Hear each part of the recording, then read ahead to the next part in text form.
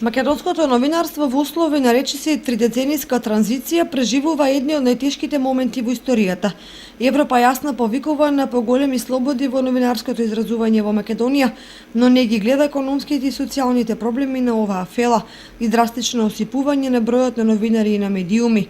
Оваа професија станува непривлечна, особено за младите кои одбегнуваат поради ниските плати и големите ризици од несоодветното функционирање на правната држава. При тоа најдраматични се ситуациите при политички превирања кои се прекршуваат врз грбот на медиумите и новинарите како дежурни виновници за негативните појави и состојби. Еден новинар на локален или регионален медиум во внатрешноста денеска се судрува со проблемот на ниска и нередовна плата, на несоодветен третман во заедницата, на несигурност и зголемена ризичност при извршувањето на професионалните задачи.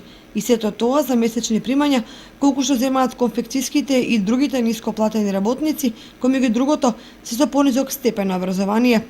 Веројатно затоа на факултетите за новинарство во последните години се запишуваат по 20 студенти, бидејќи знаат дека многу дипломирани новинари ја смениле професијата со друга подоходовна, па студирањето се претвора во промашена инвестиција. За волја на вистината, во државата има мал број на уредници и новинари кои дебело профитираат од оваа дејност, иако јавноста знае како и на кој начин и колку на тоа му кумуваат политичарите. Двете новинарски здруженија, од кои реално функционира само ЗНМ, не се мокни да ги поместат работите од дното на кое се наоѓа оваа фела. Вистинските ефекти ги нема никаде, како што ги нема кај синдикалните организации, на пример, или други маргинализирани институции и здруженија.